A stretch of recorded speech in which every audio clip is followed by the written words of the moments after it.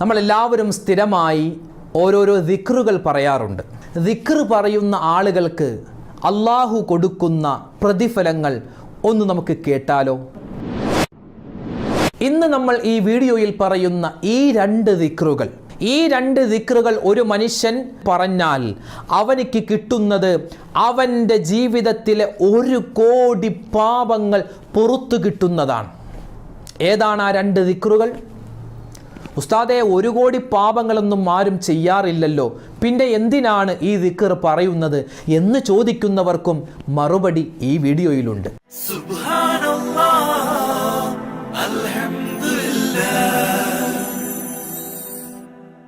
അസ്സലാമു അലൈക്കും വറഹ്മത്തുള്ളാഹി വബറകാതുഹു. ബിസ്മില്ലാ അൽഹംദുലില്ലാ അസ്സലാത്തു വസ്സലാമു അലാ റസൂലില്ലാ വഅലാ ആലിഹി വസഹ്ബിഹി അജ്മഈൻ അമ്മാ ബഅദ്.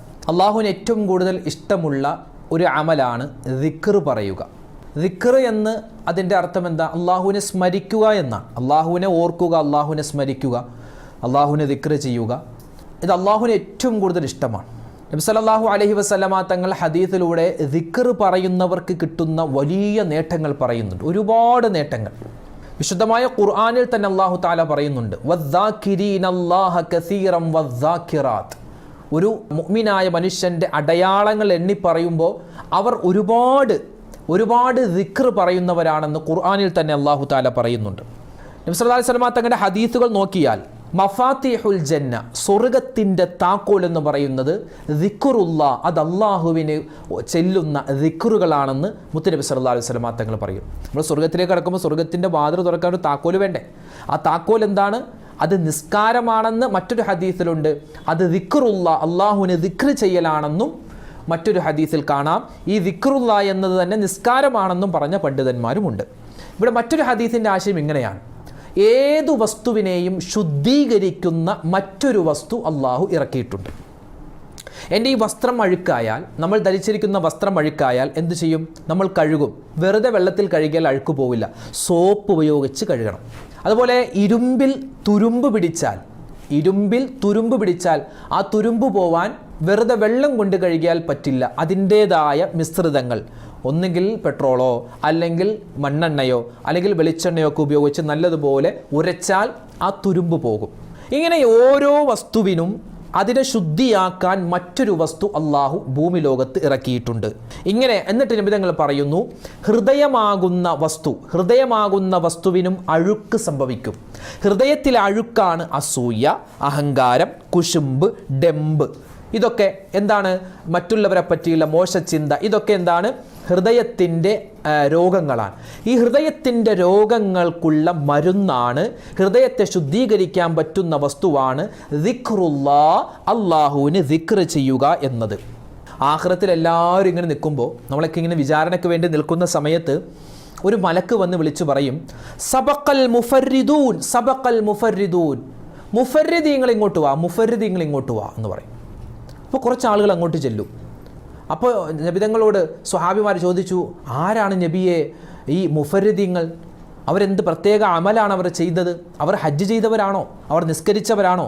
ആ സമയത്ത് നബി സല്ലല്ലാഹു അലൈഹി വസല്ലം തങ്ങൾ പറഞ്ഞു, മുഫർരിദീങ്ങൾ എന്ന് പറഞ്ഞാൽ ദാക്കിരീങ്ങളാണ്, അതായത് അള്ളാഹുവിന് ദിക്ർ ചെയ്ത ആളുകളാണ് മുഫർരിദീങ്ങൾ. ദിക്ർ ചെയ്യുന്ന ആളുകൾക്ക് ആഖിറത്തിൽ പ്രത്യേക സ്ഥാനമുണ്ടെന്ന് ആദരവായ റസൂലുള്ളാഹി സ്വല്ലല്ലാഹു അലൈഹി വസല്ലം തങ്ങൾ പറയുകയാണ്. ഒരു മനുഷ്യൻ ദുആ ചെയ്യുമ്പോൾ മലക്കുകൾ രണ്ടാലൊരു രൂപത്തിലാണ് സംസാരിക്കുക. ഒരാൾ ദ്വാരക്കുന്നു, അല്ലാഹുവേ എൻ്റെ പാപങ്ങൾ പൊറുക്കണേ പടച്ചോനെ, എൻ്റെ ആവശ്യങ്ങൾ നിർവഹിച്ച് തരണേ അല്ലാ എന്ന് ഒരാൾ ദ്വാരക്കുമ്പോൾ മലക്കുകൾ ഒന്നുകിൽ പറയുന്ന വാക്ക് ഇങ്ങനെ, അല്ലെങ്കിൽ ഇങ്ങനെ. ഇങ്ങനെ പറയുന്ന വാക്ക്, അതായത് അല്ലാഹുവേ ഈ മനുഷ്യൻ്റെ ദുആ നീ സ്വീകരിക്കണേ, കാരണം ഇവൻ നിനക്ക് വേണ്ടി ഒരുപാട് ദിക്ർ ചെയ്യുന്നവനാണ്. ദിക്ർ ചെയ്യുന്ന ആൾ ദുആ ചെയ്താൽ മലക്കുകൾ പറയും, അല്ലാ ഇയാൾ ഒരുപാട് നിനക്ക് വേണ്ടി ദിക്ർ ചെയ്യുന്ന ആളാണ്, അതുകൊണ്ട് ഇവൻ്റെ ദുആ നീ സ്വീകരിക്കണേ. മലക്കുകൾ നമുക്ക് സപ്പോർട്ട് ചെയ്യും. വേറൊരാൾ ദുആ ചെയ്യുന്നു, അയാളുടെ ദുആ അല്ലാഹു തആല കേൾക്കുന്നുണ്ട്, പക്ഷെ മലക്കുകൾ മൈൻഡ് ചെയ്യൂല. മലക്കുകൾ കൂടി മൈൻഡ് ചെയ്ത് മലക്കുകൾ കൂടി നമുക്ക് സപ്പോർട്ട് നൽകിയാൽ എന്തായിരിക്കും? ഉറപ്പായും ദുആ സ്വീകരിക്കും. മലക്കുകൾ പറയും, അല്ലാ ഇയാൾ നിനക്ക് ദിക്റൊന്നും ചെയ്യാത്ത ആളാണ്, അതുകൊണ്ട് നീ വേണമെങ്കിൽ എന്ത് ചെയ്യുക? ഈ ഒരു ദുആ സ്വീകരിക്കുക. മലക്കുകൾ വലിയ സപ്പോർട്ട് തരൂല. അതുകൊണ്ട് എന്ത് ചെയ്യുക, എപ്പോഴും ദിക്ർ പറയുന്നവരാവണം. 24 മണിക്കൂർ ലാ ഇലാഹ ഇല്ലല്ലാഹ് ലാ ഇലാഹ ഇല്ലല്ലാഹ് അങ്ങനെ പറയണമെന്നല്ല. നമുക്ക് സൗകര്യം കിട്ടുമല്ലോ ഒരുപാട് സമയം. ഇപ്പോൾ വാഹനം ഓടിക്കുന്ന ആൾ, അയാൾക്ക് ആ വാഹനം ഓടിക്കുന്ന സമയത്ത് ദിക്ർ ചെല്ലാം. ഉമ്മമാരെ സംബന്ധിച്ചിടത്തോളം ഒരുപാട് ടൈമാണ്. നിങ്ങൾക്ക് മീൻ മുറിക്കുമ്പോൾ, വസ്ത്രം അലക്കുമ്പോൾ, അരി ചോറാക്കുമ്പോൾ, അരി കഴുകുമ്പോൾ, പാത്രം കഴുകുമ്പോൾ, ഈ സമയത്തൊക്കെ വെറുതെ അവരുടെ ഇവിടേക്കും ഇങ്ങനെ കളകളകളാന്ന് മറ്റുള്ളവരുടെ കുറ്റവും കുറവും അതും ഇതും ഒക്കെ പറഞ്ഞ് നമ്മുടെ അമൽ നഷ്ടപ്പെടുത്താതെ എന്ത് ചെയ്യുക, ആ സമയത്ത് ദിക്ർ പറയുക. വലിയ ഖൈറാൻ. നബി സല്ലല്ലാഹു അലൈഹി വസല്ലമ തങ്ങളുടെ മറ്റൊരു ഹദീസിൽ കാണാം, അതായത് മഹാനായ മുആദ് ബിൻ ജബൽ റളിയല്ലാഹു തആല അൻഹു പറയുന്നു, ഒരു മനുഷ്യൻ സ്വർഗത്തിലേക്ക് കടന്നു കഴിഞ്ഞാൽ അയാൾക്ക് യാതൊരു ദുഃഖവും ഉണ്ടാവില്ല. സ്വർഗത്തിലേക്ക് ഒരു മനുഷ്യൻ കടന്നു കഴിഞ്ഞാൽ യാതൊരു ദുഃഖമോ പ്രയാസമോ സങ്കടമോ ഇല്ല, എപ്പോഴും സന്തോഷമാണ്. പക്ഷേ അയാൾ ദുഃഖിക്കുന്നൊരു സമയമുണ്ട്. അതിനെപ്പറ്റി പറയുന്നത്, ആ മനുഷ്യൻ ഭൂമിയിൽ വെച്ച് അള്ളാഹുവിനെ ദിക്ർ ചെയ്യാതെ നഷ്ടപ്പെടുത്തിയ സമയത്തെ ഓർത്തിട്ട് അയാൾ സ്വർഗത്തിൽ വെച്ച് ദുഃഖിക്കുമെന്ന് മുത്തുനബി സല്ലല്ലാഹു അലൈഹി വസല്ലം. സ്വർഗത്തിൽ കടന്ന ഒരു ദുഃഖമില്ല, പ്രയാസവും ഇല്ല, പക്ഷേ ദുഃഖം വരും. എങ്ങനെയാ വരുന്നത്? അള്ളാഹുവേ, ദുന്യാവിൽ ഞാൻ ഒരുപാട് സമയം ദിക്ർ ചെയ്യാതെ കളഞ്ഞല്ലോ അല്ലാ, അത് ഓർത്തിട്ട് അയാൾ ആഖിറത്തിൽ വെച്ച് ആ മനുഷ്യൻ ദുഃഖിക്കുമെന്ന് നബി സല്ലല്ലാഹു അലൈഹി വസല്ലമ തങ്ങൾ പറയുന്നു. ഒരൊറ്റ ഹദീസ് കൂടി പറയട്ടെ. നബി സല്ലല്ലാഹു അലൈഹി വസല്ലമ തങ്ങൾ വീണ്ടും പറയുന്നു, മാ അമില ആദമിയുൻ അമലൻ അൻജാ ലഹു മിൻ അദാബിൽ ഖബ്രി മിൻ ദിക്രില്ലാ. നമ്മളെല്ലാവരും മരണപ്പെട്ട് ചെല്ലേണ്ട ഖബറുണ്ട്, ഒറ്റക്കിങ്ങനെ കിടക്കുന്ന ഖബർ അല്ലേ, അങ്ങോട്ടും തിരിയാൻ പറ്റില്ല, ഇങ്ങോട്ടും തിരിയാൻ പറ്റില്ല, എഴുന്നേക്കാനും പറ്റില്ലാത്ത അല്ലെ, ഒരു വലിയ പ്രയാസപ്പെട്ട് കുടുസായ ഒരു മുറിയാണല്ലോ, കുടുസായ ഒരു സ്ഥലമാണ് ഖബർ. അള്ളാഹു നമ്മുടെ ഖബറിടം വിശാലമാക്കി തരുമാറാവട്ടെ, ആമീൻ. ഖബറിൻ്റെ പ്രയാസങ്ങളെ തൊട്ട് പ്രശ്നങ്ങളെ തൊട്ട് രക്ഷപ്പെടാൻ ദിക്റിനെ പോലെ വേറെ ഒരു അമലും ഇല്ല എന്ന് നബി സല്ലല്ലാഹു അലൈഹി വസല്ലമ തങ്ങൾ പറയുകയാണ്. അപ്പോൾ ഏത് സമയത്തും നമ്മൾ എന്ത് പറയുക, ദിക്ർ പറയുക. എല്ലാ സമയത്തും ലാ ഇലാഹ ഇല്ലല്ലാഹ് സുബ്ഹാനല്ലാഹ് സുബ്ഹാനല്ലാഹ് അങ്ങനെ പറയണമെന്നല്ല. നമ്മൾ ചെയ്യുന്ന ഓരോ നല്ല കാര്യത്തിലും എന്തുണ്ട്, ദിക്റുണ്ട്. നമ്മൾ ഭക്ഷണം കഴിക്കുന്നു, ആ സമയത്ത് എന്ത് പറയാം, ബിസ്മില്ലാഹിർ റഹ്മാനിർ റഹീം. ഭക്ഷണം കഴിക്കുന്ന സമയത്ത് എന്ത് പറയാം, ബിസ്മില്ലാഹിർ റഹ്മാനിർ റഹീം പറയാം. ഭക്ഷണം കഴിക്കുന്നതിൻ്റെ ഇടയിൽ ഒരു ദിക്റുണ്ട്, അല്ലാഹുമ്മ ലക്കൽ ഹംദു വലക്കശ് ശുക്ർ. അല്ലാഹുമ്മ ലക്കൽ ഹംദു വലക്കശ് ശുക്ർ. നന്ദിയും എല്ലാ തരത്തിലുള്ള നന്ദി അല്ലേ, എല്ലാ തരത്തിലുള്ള ശുക്റും അള്ളാഹുവെ നിനക്കാകുന്നു എന്നാണ് അതിൻ്റെ അർത്ഥം. അത് ഭക്ഷണം കഴിക്കുന്നതിൻ്റെ ഇടയിൽ പറയണം. ഭക്ഷണം കഴിച്ചതിന് ശേഷവും ഒരു ദിക്റുണ്ട്. എന്താണ് ആ ദിക്ർ? അൽഹംദുലില്ലാ. അത് മാത്രമല്ല, ഒരു മനുഷ്യൻ ഭക്ഷണം കഴിച്ചതിന് ശേഷം അവൻ ഒരു ദിക്ർ പറഞ്ഞു കഴിഞ്ഞാൽ അവൻ്റെ ജീവിതത്തിലെ 1 കോടി പാപങ്ങൾ അള്ളാഹു പൊറുക്കുന്നതാണ്. എൻ്റെ പൊന്നുസ്താദ്, നിങ്ങൾ എന്തായി പറയണേ, ഒരു മനുഷ്യൻ 1 കോടി പാപമൊക്കെ ജീവിതത്തിൽ ചെയ്യൂ, പോട്ടെ 1000 ചെയ്യോ എന്നൊക്കെ ചിന്തിക്കുന്ന ആളുകളുണ്ടാവും. അതിന് 2 ഉത്തരം. ഒന്ന്, നമ്മൾ അറിയാതെയും പാപങ്ങൾ ചെയ്തു പോവാറുണ്ട്.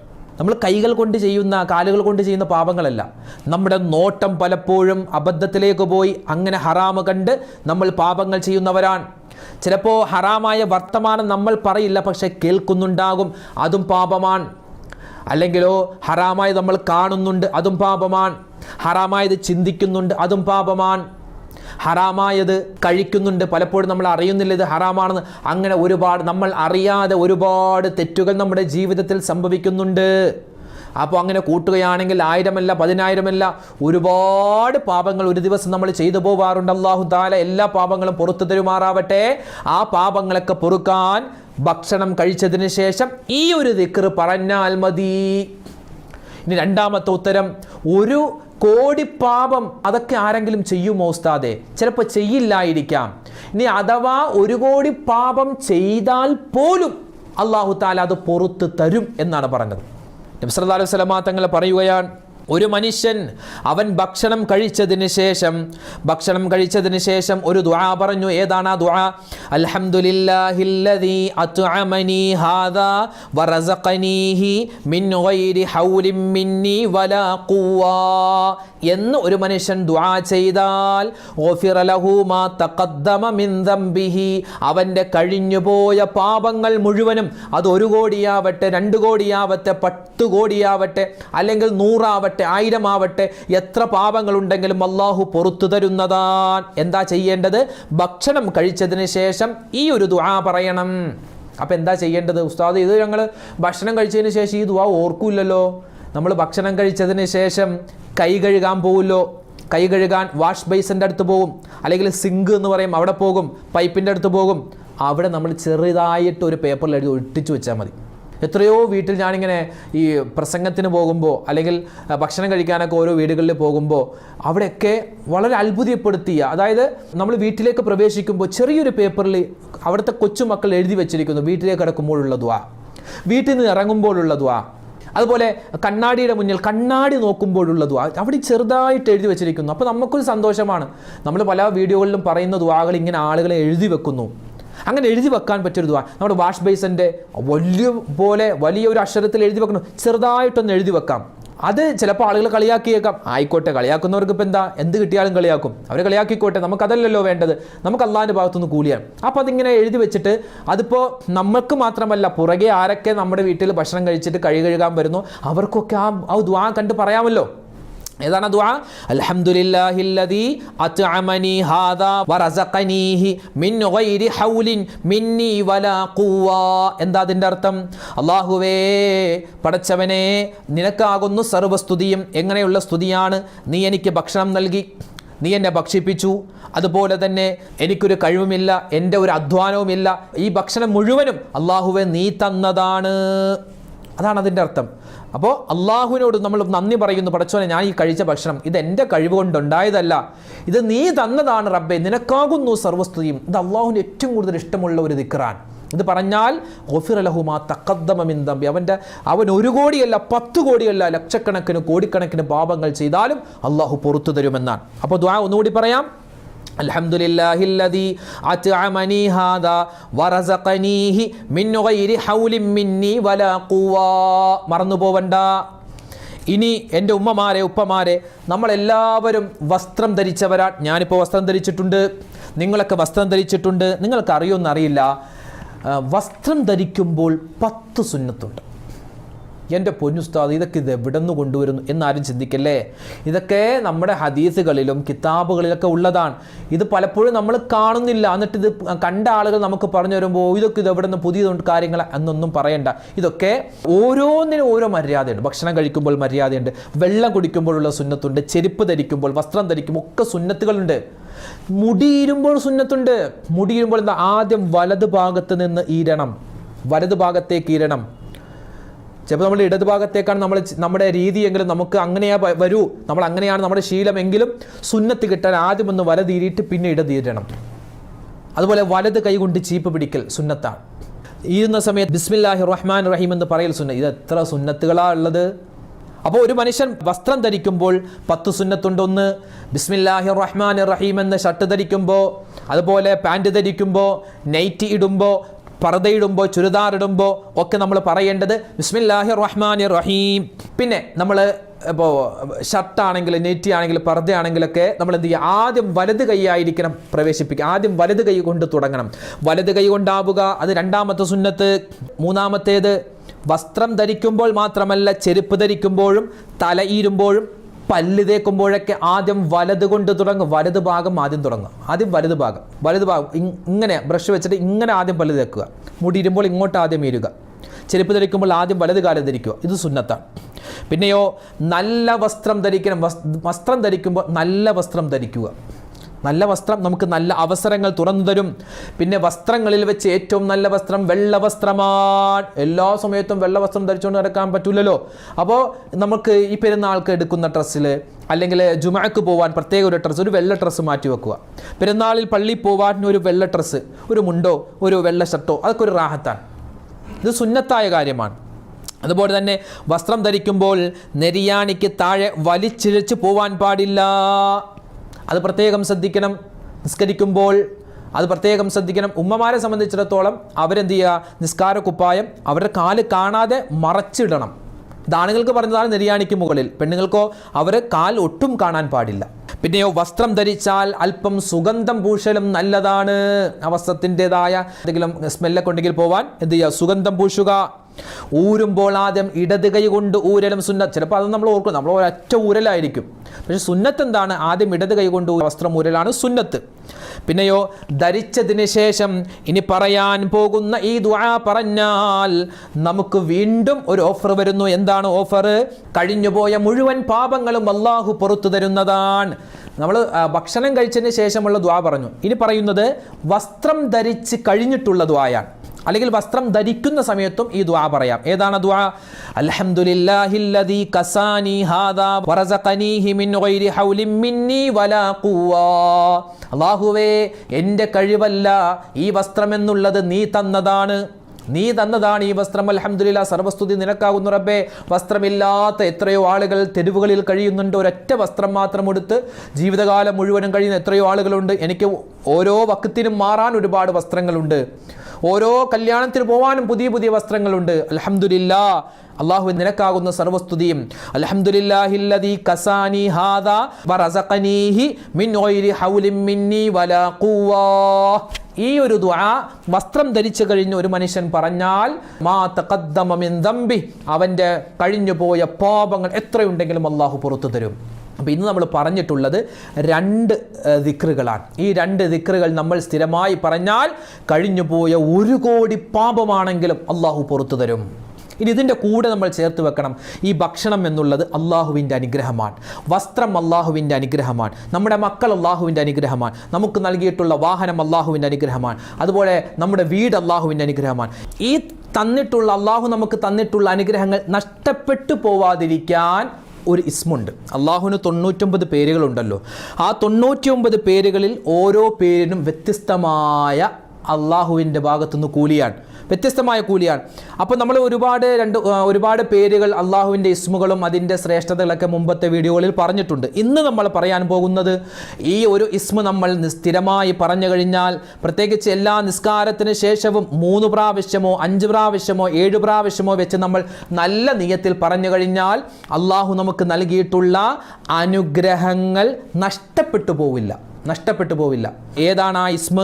യാ മുസവ്വിറു യാ അല്ലാഹ്, യാ മുസവ്വിറു യാ അല്ലാഹ്, യാ മുസവ്വിറു യാ അല്ലാഹ്, യാ മുസവ്വിറു യാ അല്ലാഹ്, യാ മുസവ്വിറു യാ അല്ലാഹ്. എല്ലാം രൂപപ്പെടുത്തി തരുന്നവനെ, നമ്മുടെ വീടും നമ്മുടെ മക്കളെയും നമ്മുടെ ഭക്ഷണവും നമ്മുടെ വസ്ത്രവും എല്ലാം അള്ളാഹുവാണ് നമുക്ക് രൂപപ്പെടുത്തി തന്നത്, അള്ളാഹുവാണ് നൽകിയത്. അള്ളാഹുവേ, ഈ അനുഗ്രഹങ്ങൾ നീ തിരിച്ചെടുക്കല്ലേ അല്ലാ എന്നർത്ഥം വരുന്ന ആ ഒരു പേര് യാ മുസവ്വിറു യാ അല്ലാ, ഈ ഇസ്മ നമ്മൾ സ്ഥിരമായി പറഞ്ഞു കഴിഞ്ഞാൽ അള്ളാഹു താൻ നമുക്ക് നൽകിയിട്ടുള്ള അനുഗ്രഹങ്ങൾ നഷ്ടപ്പെട്ടു പോവില്ല.